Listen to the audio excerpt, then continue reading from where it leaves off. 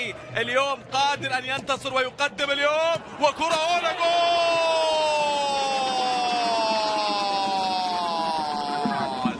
الشرارة الأولى للمنتخب الأوزبكي في الهدف الأول، سريع جدا من أسرع أهداف البطولة.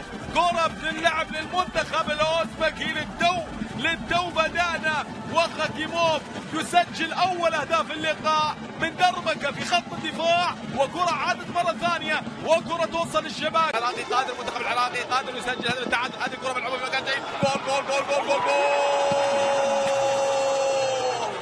الله،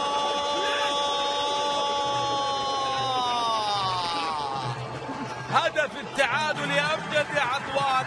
المنتخب العراقي في هجمة مرتدة تدرس حقيقة، هجمة رائعة جدا كانت من الجهة اليسار. أمجد عطوان يسجل هدف التعادل 1-1 للمنتخب العراقي. هذه الهجمة المرتدة الرائعة جدا. علي حسني فيصل ينطلق بشكل جيد ويهيئ كرة في مكان جيد. أمجد عطوان يلعب الكرة القوية. 1-1 هنا، الكرات العالية وكرة خطيرة جدا. الله يا مهدي كامل يذهب بالهدف الثاني للمنتخب العراقي. عودة رائعة جدا للمنتخب العراقي.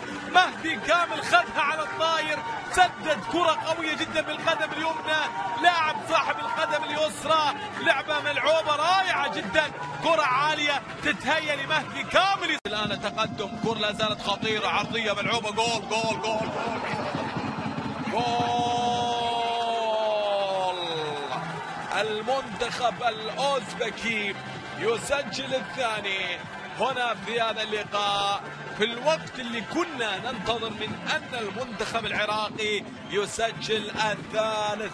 هذه الكرة العرضية الخطيرة جدا هنا لمصلحة المنتخب الأوزبكي، واحد من الأسماء التي تكون بحالة حقيقة وحدة أمام المرمى. لا زالت همام طارق يحاول يمر، همام جول، همام جول جول جول جول.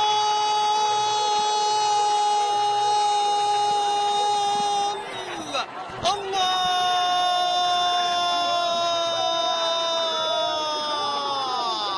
هدف قاتل للمنتخب العراقي.